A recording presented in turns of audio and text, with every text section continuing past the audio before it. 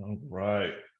Good morning, everybody. Thank you for joining us. This is going to be our second ever Fireside Chat and live Q&A. This morning, we're going to be chatting about something I'm sure has been on everybody's mind at some point in the not too distant past: business data security and protecting the bottom line of your organization. So what's that mean? We're talking passwords, multi-factor authentication, compliance, data privacy, zero trust, future proofing, everything you need to do to protect your business and your assets. So joining me this morning, of course, we've got CEO of In-Telecom, Shawn Torres. I'm sure many of y'all have met him at some point. Shawn, why don't you introduce yourself? Good morning, everybody. Thanks for attending. Excited to talk with Ron and Taylor about this product set and situation that's going on across the U.S. and hopefully we can get some good information to you guys. Absolutely. All right. Last but certainly not least, we've got our partner from Duo Security, Ronald Schuchard. Ron, it's great to have you. Tell us a little bit about yourself and about Duo. Yeah, absolutely. Basically, we are a multi-factor authentication provider. We have much more than that. We'll get into that a little bit more. I do cover the Southwest US for our MSP partner program. So if you are interested, I'm sure we will get into that a little later. Appreciate you guys having me on. Absolutely. All right, for those of y'all watching, Q&A mode is live. So if you've got questions, by all means, don't have to wait to the end. Feel free to ask, and Shawn and Ron will get there and address them as they come up. But again, Shawn, Ron, I'm glad to have you with us. So let's jump on into it. Business data security, multi-factor authentication. We hear about it all the time in business and in our personal lives. Why are we hearing about it so often? Shawn, you want to kick us off here? Yeah, I'll kick us off. I think, looking at the landscape of the things that are going on across the world when it comes to cyber, there's so many different ways that these, hackers can get into our organizations, whether if it's social engineering, phishing, smishing, there's several different avenues that they get there. I think that, that first layer of protection in using MFA, whether it be on your business, on your personal bank account, on your personal, I have MFA on my Disney Plus account, at home, just because, the majority of folks out there, they use the same passwords, right? We know that they use simple passwords. They're not putting these huge complex passwords into play. So allowing that second layer of authentication to come across, in my opinion, is mission critical. And I always tell everybody, if I was to pick one tool, like they have so many tools out there, EDR, MDR, XDR, SIM, but if I was going to pick one from our organization, I always lead with, I would put multi-factor, because the odds of you clicking and allowing someone through when it's not you going into that, platform or system, in my opinion, is critical. So I don't know what your thoughts, Ron, in that space. You hit so many nails right on the head with that one. I mean, your phishing, your social engineering, those are things we're seeing constantly. Those are things I saw back when I worked at an MSP in Michigan years ago. It's not changing, but what is changing is the landscape that we're living in, the landscape that everyone's functioning, everyone's working remote now. Everyone's providing their data to so many different vendors. And like you said, putting MFA on Disney Plus, I want to watch those movies in order. I don't want anyone messing up my queue, right? And there are so many different applications that we're logging into. And if you can't verify that it's you, what's the point of even having a password? Why not just let anyone into the application? So multi-factor authentication is that front line of defense there. It's making sure that it is that end user. It's making sure that you're the one that's watching the movie, not someone else. We don't want to share passwords. Obviously, that's a bad idea. So MFA, while it is a easy thing to define, it's multi-factor authentication. It's something you have, something you know, and something you are, right? While it is easy to explain, there are so many caveats to that we'll get into that Duo can help with and, implement additional security measures. Well, you look at, like, just recently, you look at the whole casino situation going on in Las Vegas, and you look at, it's quite interesting to like understand how those hackers social engineered a high-end executive at that organization and was able to call in and reset their password. Yep.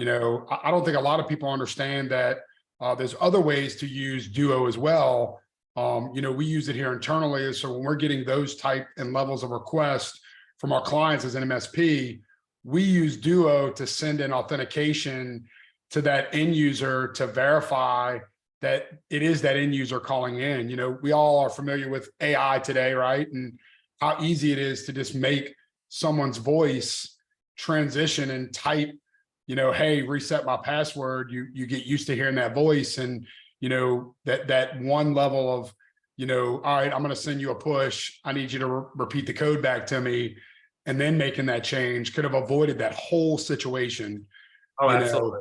And I think that, looking at that landscape, I mean, Ron, what's your thoughts? How are you seeing, your partners utilize that level of Duo? Well, yeah, I'm going to take it a step back. As you said, you're implementing the method of sending a push to that end user so they verify it. If I go back to the MSP I worked at, we used a code generation that would be sent to a generalized email. So everyone that had access to that inbox had access to the code. Obviously a no-no. That is something that anyone can grant access, anyone can get in and do whatever they want. Now, the trends we are seeing is exactly that. We're implementing the MFA. We're verifying that it is that end user, and going even further, not having to send an authentication push to them to verify it yourselves.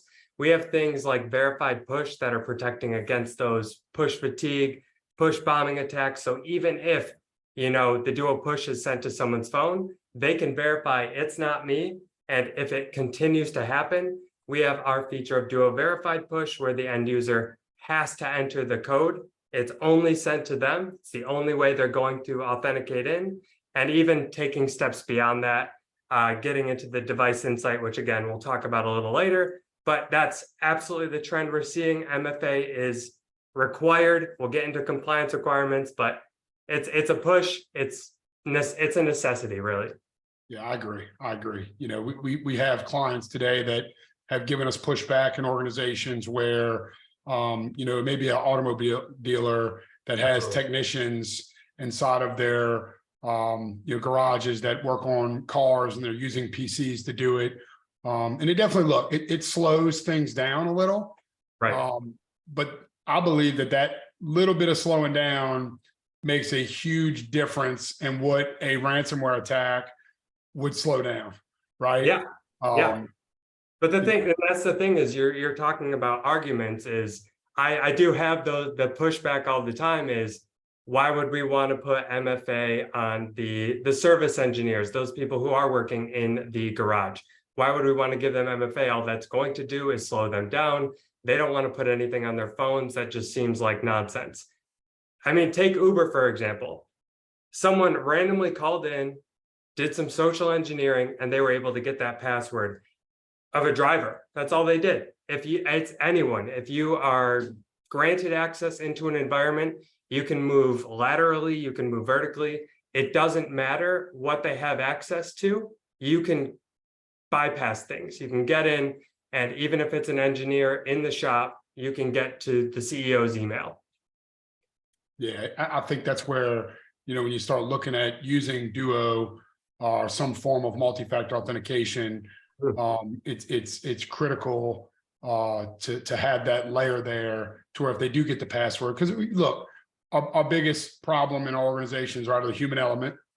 Unfortunately, we can do security awareness training, we can do education, but if they click on something, look, these phishing attempts are getting, exceptionally good, and they get their password, then what? Now that password's out there, they get in, they go to log in. Most organizations aren't looking at how their layered approach is set up, to where you can protect against something like that happening. But again, you're right. Then, most organizations, they give the CEO full rights admin access, which is the wrong thing to do. There's no reason a CEO needs, I don't have full admin access in my own organization, so it just. Yeah. And I mean, going back to passwords, right? I could go back to my childhood home. I could go down to my dad's office and I bet you I'm able to log into his computer within 5 minutes because he's got a sticky note somewhere. And it's probably underneath the laptop in a very secret spot. But we're moving away from passwords. We're talking about trends. We're looking at single sign-on, we're looking at passwordless. We are going away from adding an exclamation point at the end of the word password. We're not putting in 1, 2, 3, 4 anymore. We're taking a step beyond that. And that's exactly what everyone should be doing. Well, single sign-on, man, makes things so much easier. I look at our organization and how we use SSO. And what I love about Duo is when we bring on a new client, you're almost giving them that app screen that has all of their applications that they can go to on one screen and just click through to get to, and I use it daily, which in my opinion, makes my job easier and to navigate the things that I need to get into faster.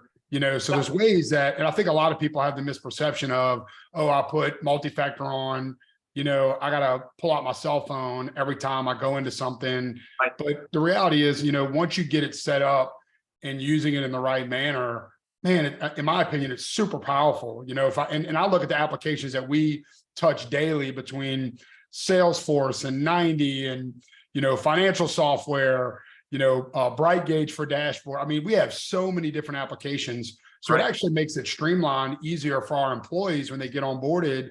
They get to have access to that single sign-on screen and all of their applications are right there. Yeah. So deploying to the new employee makes it so much easier, which I love, Yeah. Single sign-on, I mean, it reduces the number of password-based logins you actually have to have. It reduces the reliance on passwords altogether. And if you implement, I know we're getting into the trends, we'll talk about it more, but with passwordless and SSO, you can use biometric factors like Touch ID, face recognition, and you can remove the need for passwords altogether. And these are some of the statistics I was talking about earlier, is 40% of all help desk calls are related to password resets, according to Gartner. And according to Forrester, each one of those requests is costing the organization about $70. So when you take into account that you can implement single sign-on, you can implement passwordless and remove 40% of those help desk calls just related to resetting passwords, I mean, there's your bottom line right there. I can think of a casino in particular that might have wanted to have that in their wheelhouse not too long ago. Shawn, I think you were just telling me about that last week. Yeah, man. I mean, look, having that there would have really fixed that issue that went on. And look, they had MFA. Yeah, but it wasn't Duo. It wasn't Duo. No, it was what is it? It started with an O. Yeah, that's okay. We don't need to reference. Yeah, we don't need to, yeah. But I think again, I think if they would have had a good process on that change, that's what shows that they were lacking, is they were lacking the process to send that push to that person to get them to verify to go, and it's interesting, I've talked to some friends that are IT directors and asking them, have you ever, these are large organizations, 700, 2,000 employees, like you don't know everybody. They don't know the executives, right? So are they putting processes in play that are going to make that shift and change in that social engineering? And I think that's something to think about inside of your organization, is that, if you're working with an MSP, ask them what their processes are, ask them what the procedures are on how those changes are made. We've had to change the landscape and the way that we operate with our clients for the simple fact that the landscape and the threat is changing too. So therefore we have to adapt, right? It's constantly adapting. Absolutely. And getting there. And I think that's what people forget. Like cyber is not something you can just like implement. It's not just checking the box. You gotta, as you're saying, it's a continuous overview of the landscape of your security measures. And it's not checking the box, even though cyber liability insurance, all right, do we have this? Yes, yes, yes. It's not that. It's thinking beyond that. It's thinking outside of the box, really. Well, you look at, educating your staff. And it's interesting, man, like you have all these organizations that have HR, right? And HR gets involved with, sexual harassment awareness, diversity awareness, all these different things, but you don't really always hear them discussing, cyber awareness. And, in my opinion, you know, what we've been pushing to do is get our clients embedded into HR with this, to where as part of onboarding, as part of offboarding, as part of like continuous education, that cyber awareness, in my opinion, is like the biggest threat that the organizations have. You know, Right. People say I'm too small. Like, that's not true. I've seen small companies get hacked. I've seen large companies get hacked. And there's nothing that you can do to be 100%, right? It's impossible. But I think the more that you talk about it, I think the more that you utilize the tool sets that are out there, like Duo, like single sign-on, you know, I think that's where you can really streamline these organizations to mitigate if these things can happen, right? You have to talk about, if you get a push, don't approve it if you're not sitting at your computer. Like, don't do that. Absolutely. Right. You know, you can implement any product that you want. You can purchase any software that you want. It will not meet all of your requirements. And especially if you're not getting buy-in from your organization and educating constantly, people will forget. People will click on that link to go buy Target gift cards. People will do those things. So it's all about education and continuous education at that. Yes. Ron, what's your thoughts on, you know, there's so many organizations out there that are required by compliance, or they're supposed to have this, right? Look, I have the conversation all the time. We see it where we go into a healthcare agency, or, you know, what are the agencies that you're seeing that are technically required by their standards to have MFA? Yeah, absolutely. Now, there are many of them, and I could sit here for quite some time and throw different acronyms at you, right? NIST, HIPAA, FTC. But what every single one of those addresses is the requirement for MFA and device visibility. Those are two things that are required. And if we go past the compliance requirements and include cybersecurity insurance in that conversation, I mean, these are additional statistics. I did write these down because there's no way I was going to remember them. But cyber liability, cyber incidents rather, they rose 35% in 2020 alone. Now that's 3 years ago, and there's no doubt those figures have increased and continue to grow. Absolutely. Now, with the increase in cyber incidents, obviously there's an increase in cyber liability insurance premiums. Now those have jumped from 50 to 100%. And if we take in this last statistic here, that 68% of US businesses still need to purchase cyber liability insurance, that brings us back to MFA and device visibility being required, and they don't have it.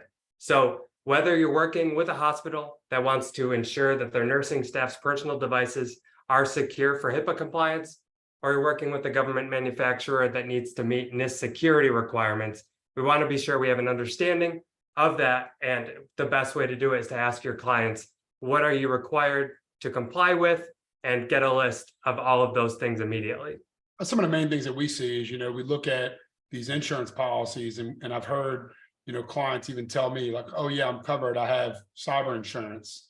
Well, like, what they don't realize is that, I mean, look, insurance companies are famous for not wanting to pay, right? I mean, we all know that. That's a known thing. Whether it be property, whether it be, you know, injury, whether it be you know, cyber. So I think what's happening is a lot of people aren't looking at those policies and the changes that are going into effect, because insurance companies, you know, they're like casinos, they don't lose, you know. So I can't tell you how many times that we've gone in and looked at it, and it states right there on the front page that MFA is required. And then the client says, well, technically I have MFA because the PSA or the software that we use to work daily sends me a text and gets me in. Yeah. And that's where all my information is. But that's not necessarily true, in a sense that your email isn't writing in that software. Absolutely. So, and the way they're going to get you is they're going to fish you. You're going to put your email in, and then they're going to go in, and that's how they're going to get into your software. And then they can run, you know, software to look at keystrokes, and they watch you type in your password, and then they're in. So why would you not, you know, we see so many people that don't want to put MFA on the entry level of getting into the machine in email. And I think that, to me, is the most important part. Like, put it there first. before you're There's going to put it anywhere else. Because if you protect that, then they can't really get in. You know, they would have to make that change to get to. Now, look, it still happens, right? They can still get through. Duo is not going to protect them 100%, right? There's ways that they're getting in today, even with Duo, because people are letting them in, you know, where they're clicking the approve and they shouldn't. You know, again, it goes back to education. It goes back to education. It's constant education. It's making sure that they know not to click it. And that's one of the features with the Duo verified push. I mean, I used to wear an Apple Watch all the time. If I authenticated, the push would get sent straight to my watch and I could just click that. Easy. Now, that becomes second nature, right? I feel a vibration on my list. If I see the green check, I want to just go ahead and click it.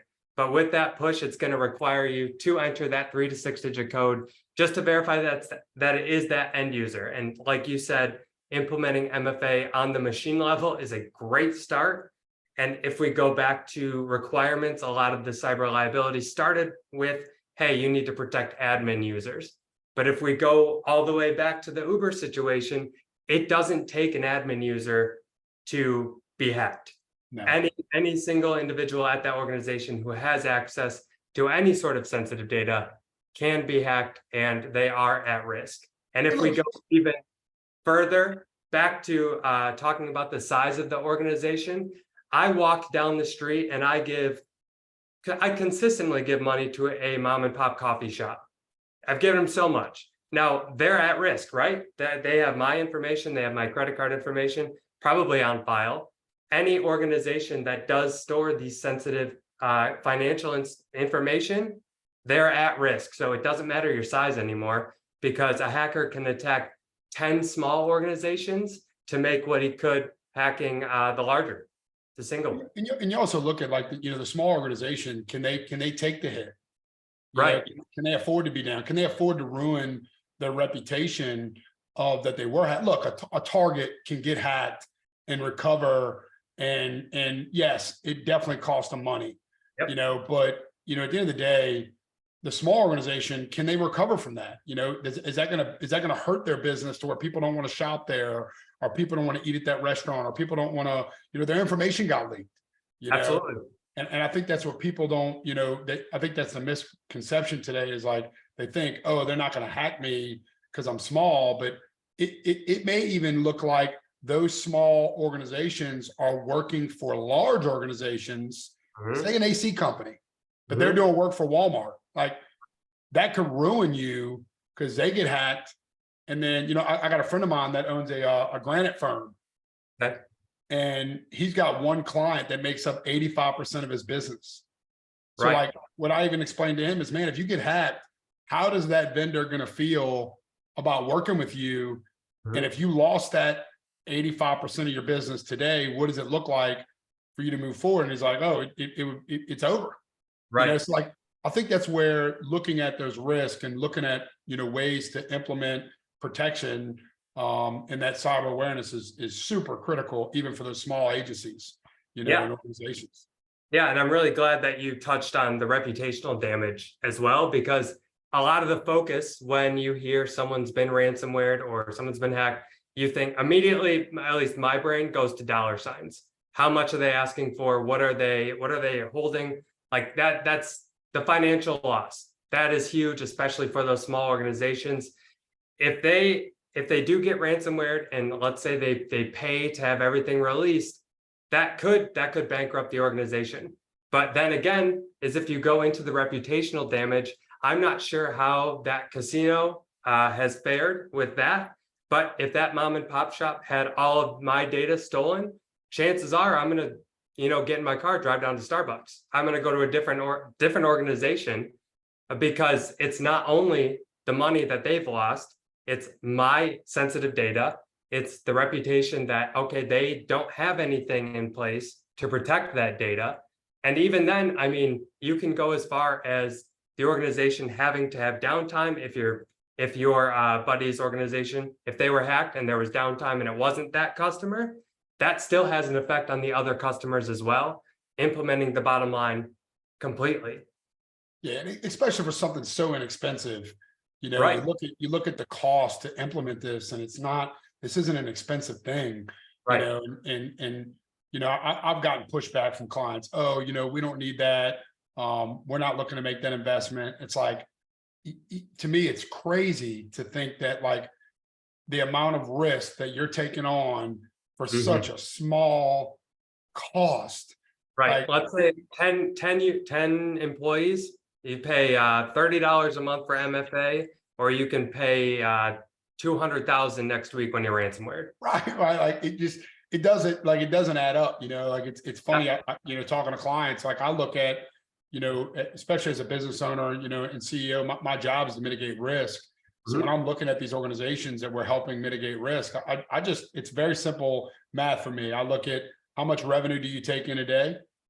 If you had downtime, what is the impact to that downtime and how much revenue does it affect? And typically your ROI is like, it's instant. Like there is no, to have that application in play is instant, and not even looking at, it was interesting. I spoke at a conference last year in Las Vegas, and I was speaking on cyber, and they had one of the guys in the audience stood up, and I thought he was going to ask me a question. He really got into his story. And I'd heard stories about this, but I never heard it from someone that it actually happened to. So what happened to him is they got hacked. They did not have MFA. MFA would have avoided it because that's how they got in, is through a phishing attempt. Once they were in, they put the ransomware in play. They ended up, trying to mitigate, get it out. Well, what ended up happening is an attorney caught wind of them getting hacked, and then went on their social media and looked at all their customers that had bought units from them, and then reached out to those clients and let them know that their information had been possibly breached. Right. Per the FTC, they had to admit that they were breached. Next thing you know, they got a class action lawsuit against them from this attorney for these people's information. And look, that's what these attorneys are looking for, and I think that gentleman said that ended up costing them around, $550,000. Right. So like for, it probably got 100 employees at this organization, so for, for $300 a month, like you could have avoided, that level of issue. Absolutely. Sorry, Ron. I was just curious from both of y'all's side here. We talk about the cost not being very high. Where do you guys see the lack of adoption coming from? Is this a perception that it's just going to be too difficult to get in there? Is there a perceived expense that this is going to cost us way more than we think it is, or how does that come about? I'm happy to start this one, Shawn, because I do face these not arguments, but I do get pushback a lot. We have the cost is one. People just don't want to spend any money. They don't believe that, we take a step further from that. They don't believe that if it's in terms of insurance companies, or if we go to the FTC safeguards ruling, they don't think anyone's going to come knock on their door and shut them down. They don't think it'll apply to them. They don't think they'll get fined. But really all it takes is one whistleblower, or in the instance you just described, Shawn, a law firm caught wind of it. That's all it takes is one raised flag, and that organization is in trouble as far as fines. They could be shut down completely. Those are a little bit of the pushbacks that I see. It's the cost, it's the implementation of it. Whereas, we pride ourselves here at Duo that it is super easy to implement. But that's a lot of the pushback. And even as far as not wanting an application on their phone, but you don't need to use the Duo push. We have different authentication. You have tokens. there's ways to do it. I think that's what we see. We see people give us pushback because look, change is most people today don't like change. Right. We live in a world where we want instant gratification. We want to go on Amazon. We want to buy something. It shows up to our house in 2 days. We don't have to go to the store. We can just do things very quickly. Yeah. I think that's part of it. People don't want that change where they have to add an extra step, but like, why not add the step to avoid the issue? In my opinion, when I look at things, I grew up my whole life, my dad telling me, son, any situation, any change, always weigh out your pros and cons. Mhm. Like if I look at the pros versus the cons, that it like the quick push, like, look, here's the con. And it's happened to me. I'm at my house, I go to get on my computer and I left my cell phone in my bedroom and now I got to get up and go walk and go get it. Like, yeah, sometimes it could be like, oh, it's so frustrating, but it's not, it would be more frustrating to get hacked. Right. And that issue and the way it interrupts business and like that is, in my opinion, is way more detrimental. Look, we've gotten a ton of pushback in the healthcare space. Like these doctors just don't want it. They're using EMR. They don't feel that they need it. They share passwords because they have multiple people walking out of these clinic rooms. Man, it's like, put a token on the desk, mount it to the desk, and do it that way. Like, make it easy. You don't have to make this hard. Again, I think it's changing people's perception and how they operate and how they work. And that's been the biggest thing. And it's like, why? Like, this isn't that difficult. And once you get it in play, like, and start, it's second nature. Like, you just know you're going to get a push and you're going to go in. Like, it's really not that big. At the end of the day, and in my opinion, it's inevitable. At some point, every single thing is going to have MFA. Whether if it be it's sending you a text message on your cell phone and you got to input the code. Most banks are going to that today. I logged my bank account this morning. Yep. It sends me a text and I got to put the password in and then I go in. Like, everything is going to that. It should be a standard at this point, in my opinion, across any organization, whether if you have 2 users or 10,000, you should have that level of MFA there. Look, I've gotten the pushback. I don't pay for my employees' cell phones, so I can't require them to have a application on their phone. Right. Look, it's kind of like having a car. Like, everybody's got a cell phone today. Like, there's nobody that doesn't have one. If you're not willing to tell your employees, sorry, in order to work here, like, you have to do this. Like, right. I'm sure we require everybody to come to work with a shirt on, right? You can't show up to work without a shirt, right? Unless, I guess, you're a lifeguard or, but again, like, you got to have a shirt. So why not just make it that same requirement that you got to have a cell phone and you got to be able to accept this, this application. And this is how we as an organization operate. Yeah. And that is a very great point. I know there are, for example, California, I know there are certain laws in place that if they're not providing the phone, then they don't have to use their own personal mobile phones. But what we have in place of that is, like we said, single sign-on. We have the device health application to ensure that if it's a BYOD device, if it's making sure that all of these end users bring in their own personal phones and laptops, we're going to make sure those are still secure. They're going to meet your compliance standards. And if we stay on the topic of pushback, a trend that I'm seeing from really multiple organizations is trying to reduce clicks, right? We want to make sure that the entire process for our organization is seamless. And that goes into MFA. Establish the user trust, and then you implement single sign-on so those end users don't need to constantly authenticate into each and every application they have access to. And then you implement passwordless, so they won't even need to do the password or any sort of authentication past that. So it's all about taking the step. Obviously, if you just implement MFA and they have a text message or you get a push to their phone, it's something they may eventually get used to. But if you continue and you grow and you add additional security features with continuous checkpoints, that is where everything becomes seamless and it's an easier process for them. Yeah, absolutely. Hey guys, I've got a question here coming from the LinkedIn Live. How can we combat hackers using AI for social engineering? Oof, that is a very interesting question, and I guess it depends on the type of method they're using. Really, what I can speak to is just the abilities that Duo has. Right, we can protect and verify the end user's identity. We can monitor the geo-IP in case they're changing networks. We can get more granular as far as who we're allowing to access certain applications. What are you thinking, Shawn? Yeah, I think that's it. I think it's, you look at AI today and you look at where it is in its infant stage. and the ability to go create audio and record someone's voice and then have them call in and utilize it, you know, and mimic their phone number and spoof it.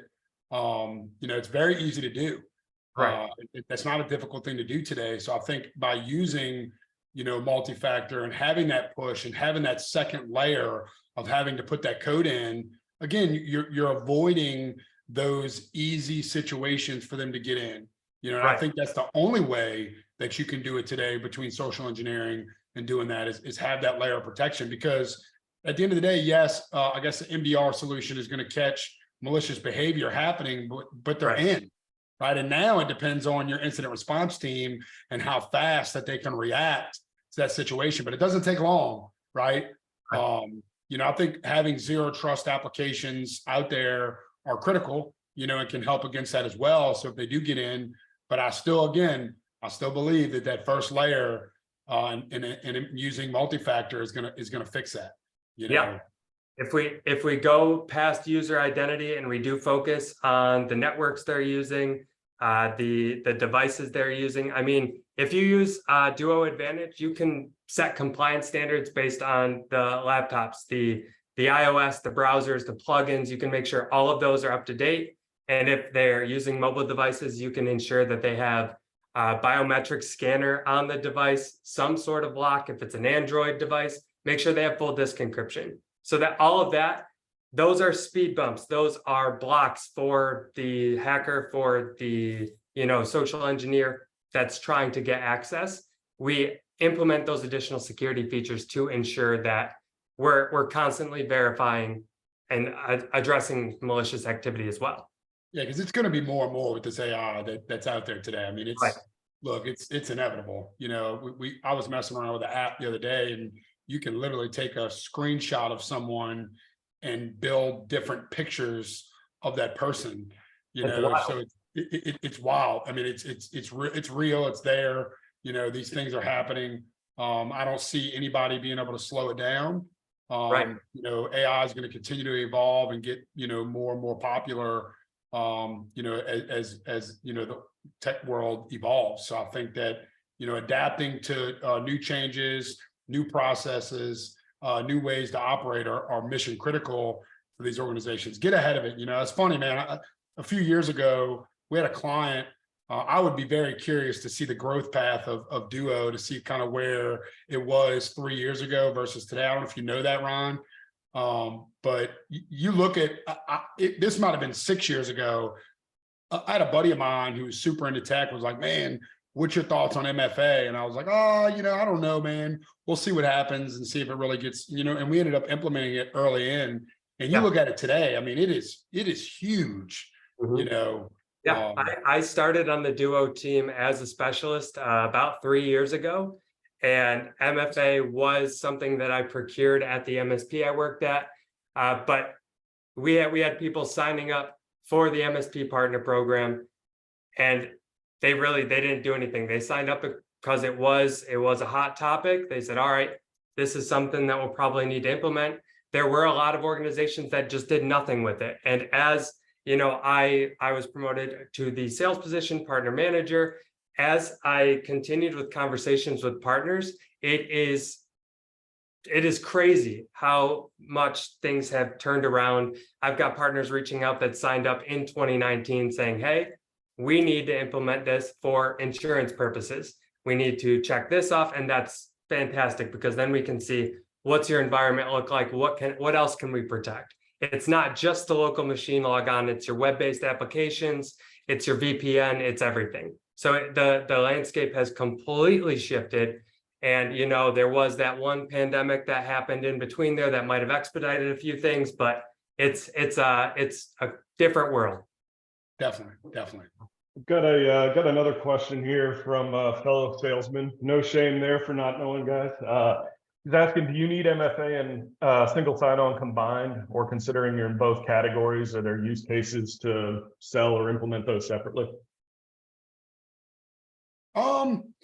Yeah, you can. I mean, we have organizations that don't use SSO, that just use Duo to get into the machine and maybe to get into email. You know, I would say, in my personal opinion, SSO it makes it easier to operate as an organization. I don't know if everybody that's watching today is familiar with how it works and what it looks like, but I would say it makes our life so much easier here at In-Telecom, just to Right. get access a screen that has all of your applications in one window. Right. Yeah, and I didn't hear the full question, but Shawn, your answer gives me a little more context there. And you're right, you can implement solely MFA. You don't need single sign-on. You can just protect the applications on an individual basis. But with single sign-on, we talked about it earlier, it's kind of the streamlining. It's making sure that everything is a seamless process for the end users, because as Shawn mentioned, with single sign-on, you can limit the applications each end user is able to access. This provides, a better onboarding and offboarding process. If you do have, let's say, a new accounting employee that started, put them in the accounting, the finance group, they will only have access to what you have permitted that group to access. Now, conversely, if you were to lose someone from that department, you remove their access from Duo and they would remove access from all of those applications in one click. So even the drives, like if you look at Ron, where SharePoint's going, like even like I'm sitting here looking at mine and like I can access my accounting drive through my single sign-on. Right. So then now all of my financial data that's sitting in that SharePoint drive is locked down through using single sign-on and using MFA. So I think a lot of people don't look at that either as saying, how do you protect your files to know who's going in and out of those applications? Are they downloading files off of your SharePoint? There's ways to understand and having logging to know who went in there and who grabbed it, Yeah, the reporting features that we have, offer all of that. If you're limiting the access based off the user, based off their risk profiles, it's taking a step further. And of course, you do not need to implement SSO. It is the trend that we are seeing because MFA is the implementation. You start there. And what we're seeing is organizations moving to SSO to make the process easier for their end users and to make, their overall total cost of ownership lower, as we mentioned. I think it gives that experience too. I think, I would say it would make more sense to do it because it gives that user experience with migrating this change just a little easier. They can go to one screen. It's a single pane of glass with their bubbles and all of their applications that are there. And it just, again, you're right. Onboarding and offboarding of employees makes it super simple. Right. And then what employees get access into what level of services and applications that you have within your organization. I think it's critical, so I think that, from our perspective, that's what I love. Like it makes it so much easier to bring a new employee on and show them, all right, this is how you get to the sales drive. This is how you get to the HR drive. This is how you get to the accounting drive. This is how you get to Salesforce, HubSpot. I look at the number of applications we use every day. Even our payroll system we have set up through this. So we have our payroll system. We have our phone system. We have our dashboard system. We have our marketing system. Just even down to our system that we use for our leadership meetings. We're an EOS company, and even we use a product called 90.io. That's there too. So now, like when you're bringing a new employee on and they need access to all these applications, look, I'll be transparent. There's been times before we use this, we bring on a new employee and they're here 6 weeks before we realize, oh, we never even gave them access to the system that they need. They don't have an email yet.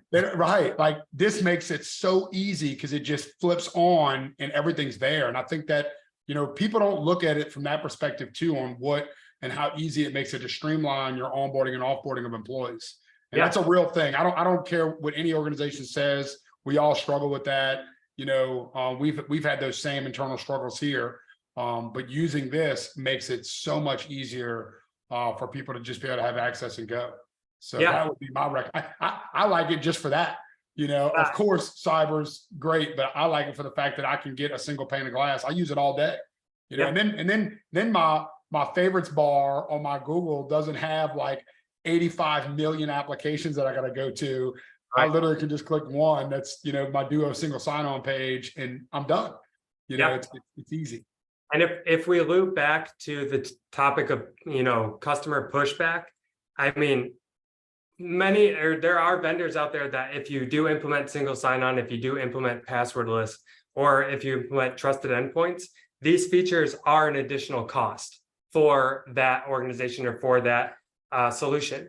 Now, with our partnership with Duo, single sign-on, trusted endpoints, and passwordless are all available in all 3 Duo editions without additional cost. So if you're using our essentials version, you can still implement SSO, you can still implement passwordless and trusted endpoints, all without incurring additional cost. All you have to. You're not talking these are super inexpensive. I mean, this is not You're right. not an expensive tool.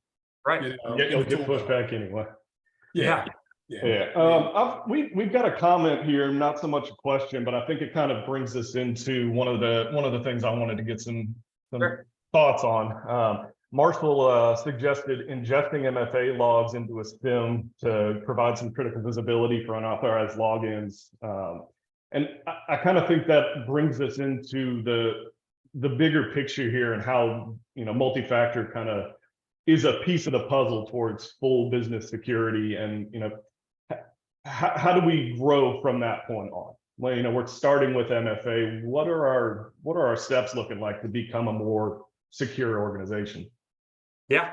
And I mean, Shawn, is this where you want to get into zero trust? I mean, this is kind of where we've been building up to. And I don't want to sound like a broken record, but the trends we're seeing, and with the implementation of MFA, we are seeing the shift to SSO because we can implement and protect applications that support SAML 2.0 and OIDC web. That is a huge push we're seeing. And implementing SSO is coupled with passwordless and it's coupled with trusted endpoints. So what we're trying to do is ensure, step 1, right? We're taking a phased approach. We're identifying the user, we're verifying their identity. Take it a step beyond that. We want to gain insight into their devices and ensure that even if we're not managing them, we can use trusted endpoints to ensure that they're meeting our compliance standards, that they're not jailbroken, that there's nothing malicious going on. So we want to get insight into that. We want to take a step further and ensure that only individuals who are supposed to be accessing the sensitive data or certain applications that they need to are the ones who are accessing it. We don't need a service engineer to access the accounting department's information. That's not a necessity. And go beyond that, trust and control. We want to make sure, as I mentioned, if we are using trusted endpoints, we want to make sure the end users are using corporate devices, ensuring we're on the corporate network, and going it further, continuous monitoring. We want to make sure we have a plan in place. We want to make sure that everyone is continuously being educated, because we're going to hammer that home, educate the end users. And it's really just, it's not a singular product, it's a mindset, right? Shawn, I'm sure I could ask 5 different people what zero trust is, and I could get 5 different answers. It's segmentation, it's endpoint security, it's firewall or identity management. But in reality, it's everything. It's taking all of those points into account. It's not a product, it's a mindset. It's a path towards kind of getting away from implicit trust, the old castle and moat approach. If you're inside the castle, you're good. We don't want to think like that anymore. We want to ensure that we are on a path of continuous checkpoints. We want to implement device trust. We want to implement, umbrella DNS security to ensure that the entirety of the environment is safe and it continues to maintain its stability. Yes, and I think that's right. You look at, there's so many tools out there. There's so much noise in this space. Right. I just got back from a conference, and I bet you 75% of the vendors that were on the floor were all around cyber. Right. It's the hot thing. It's definitely happening. It's being talked about.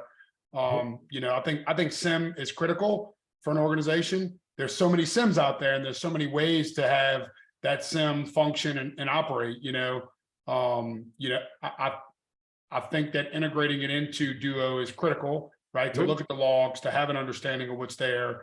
Looking at, I think using a product like LineGuard, I think what a lot of people forget is think about change management, right? And what does change management look like? And let's not think about external, let's think about internal. an upset employee, a mistake that they make, and who made the change, why did the change happen. I think having those tools in play inside your organization, again, I know how we operate and how serious we take it. From our perspective, obviously, we know we're a target. We're a managed service company. We have, hundreds of clients. We would, a hacker looks at us and their mouth waters because they would get access to all these different systems and tools, and organizations out there. So therefore, we take it exceptionally serious by doing audits. We get audited from third-party companies ourselves. Look, we have smart people here, but smart people make mistakes. And that's why we do an annual audit. We do our own internal, we do external pen testing from other companies. We have people try to hack us, to make sure we can see, what's going on. Look, it costs this organization a lot of money in order to do that. But I also look at, if I don't do that, running fire drills, it's funny, it's interesting. You hear these companies, you think about to being a child and you go to school and what do? They do fire drills. Why do they do fire drills? So they know when a fire happens, the child knows where to go, what to do, where to meet at. We do the same thing internally here, is run a fire drill out of our cyber team, and, just to see how they function and flow. So if something does happen, an incident happens, we can respond and react very quickly, because those seconds, things happen so fast. In being able to grab that and stop that immediately, in my opinion, is super critical. So I always tell everybody, make sure, look, we know we're not going to get everybody's business. We understand that, but at least vet your vendor and make sure they're eating their own dog food. Make sure that they're doing the things that they're doing, not just your IT vendor. Look at your accounting firm, look at your attorney, all those different people that are out there. Are they following by those rules? Because your information is in their organization. And I think that's what people forget. They forget to go ask those questions. They don't think like that. Like, look, we all do business via relationships. But I would ask those questions and make sure that they're doing those things. I can tell you, we press our vendors to make sure that they're doing it, and understand their approach and how they're doing things. And it's important to us. Our insurance vendor, my attorney, I pressed them, hey, look, you got my personal information and data in your environment. I need you to follow the same protocol that we follow, if you want to continue to do business with us. So it's not just the implementation of the product. You're absolutely right. You want to make sure that it's the understanding of why we're doing it and what it's protecting. And even as far as reporting those additional software products you mentioned, great features, great compliments there. And even within Duo, within Umbrella, you're getting continuous and constant reporting. You can see who's authenticating, who's making changes, who's accessing what. And even if we talk about Umbrella, right, we're talking about where the malicious attacks are coming from, what's been blocked. Really, you're just given so much information you can dig down into, and it gives you, a better insight and a better approach to shift in your zero trust strategy. Yes. I love how you said that zero trust isn't a tool. It's so funny. Like I had somebody ask me that recently, like, so, what's your thoughts on a zero trust tool? And I was like, well, zero trust isn't a tool. Zero trust is a way you should operate as an organization. And there's multiple layers to that. Look, there's products out there that you can implement that have a zero trust mindset, right? Which is the right way to do it. But it's also a process that you should function inside of your organization. It does create roadblocks. It does slow things down. But again, like I said in the beginning of this, it's not going to slow you down as bad as a ransomware attack. And that's going to be a different world for you, way, way different, so. And if we talk even further about the implementation, and if we take this phased approach, you can start at any particular step of this approach, right? If you've already got the end users protected and we want to take a look, like, all right, let's protect the network. Let's take a look at what devices are allowed to access, then focus on the device insight, focus on the visibility, because if you implement these steps, while it's, as we continuously talk about here, it's not a sure thing. It's not 100% going to block out everything, but we implement these features to continuously monitor it. And then if we have everything in place, even if we're taking away the service request for password resets, we talked about each one of those estimating around $70. That's budget that you can apply elsewhere. If we're focusing on bottom line, you don't have to focus on any more of the device insight because we got that protected. We're going to continuously monitor that. If anything should come up, we have an approach to it. We have information. But otherwise, hey, let's have a pizza party on Friday. Let's put the budget there. Right. No, you're right, man. You're right. Yeah. You know, there's ways to shift budget and create processes that can cost less. Look, Right. You could spend a lot of money trying to build this stack that creates all this protection. Oh, yeah. It could be astronomical. You know, at the end of the day, like, it's all about process. It's all about procedure. That's step one. You know, I try to tell everybody, you know, employee education, having a good process, having a good system in play. That's the critical part. You know, start there and then adapt into technology. Technology is definitely critical, and there are things out there that can help. But again, implementing Duo at such a low cost, like, it's a great way to start. You know, and I think that, you know, we can talk about SIM and, you know, MDR and EDR and all these things, but I still will truly stand behind the fact that MFA is going to be that first layer approach of protecting. Look, obviously we're a Duo partner. We love Duo. There are other applications out there. You cannot get as granular as you can with Duo, but look, if you can't afford the $3 a user, go find something that's out there and put something in play.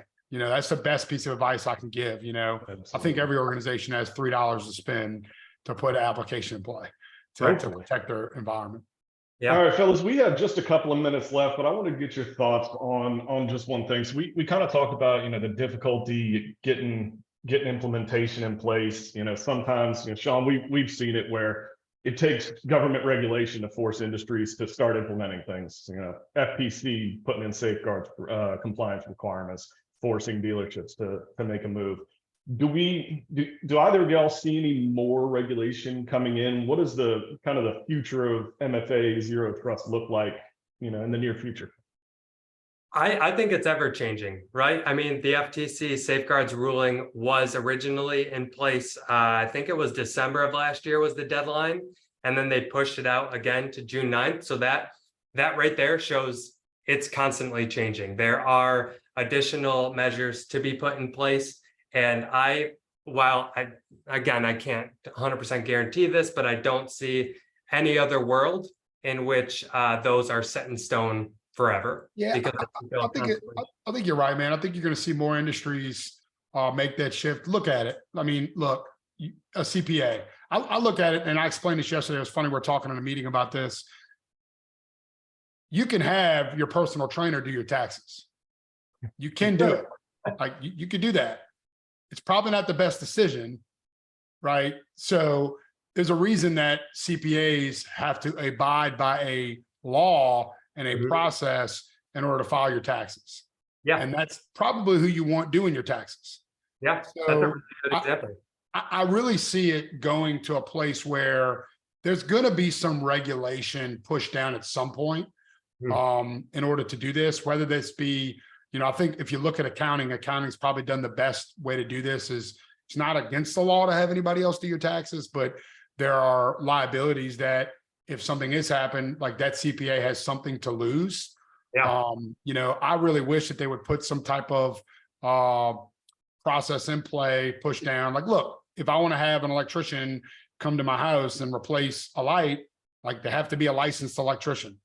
Sure. In my opinion, as a you know, full service technology firm, we do have regulations that we need to follow from our insurance compliances, but just anybody could be an IT guy. Like I know people that say, oh, I'm gonna go be an IT guy. And then they're, you know, I talk to these companies and they got a guy, and next thing you know, I'm looking at their environment. I'm like, man, like you are at risk. Yeah, like, this is not the guy. Yeah, right. That's not the guy. I mean, we met with an attorney's office yesterday, and the attorney was super frustrated because like they don't have MFA. Like, That's an easy question, real quick. Do you have MFA? And then when they looked at the insurance policy, sure enough, the first line item on the insurance policy stated MFA. So yeah, you have insurance, but you get hacked, something happens. The first thing that they're going to go find out is that you didn't have MFA, and then they're not paying. It's kind of hard for me to think that there will be, a world where there will be less lockdown of information. I think it's just going to be a continual progression into a complete lockdown. And Taylor, you mentioned FTC safeguards ruling. That right there changed the game. It went from banks and financial institutions to expanding among any organization that deals with sensitive financial data, including auto dealers, payday lenders, mortgage brokers, like everything. So it's expanding. It's making sure that all of these organizations are protecting the data. And I think it only gets, more granular. Absolutely. All right, y'all. Guys, I certainly appreciate everything today.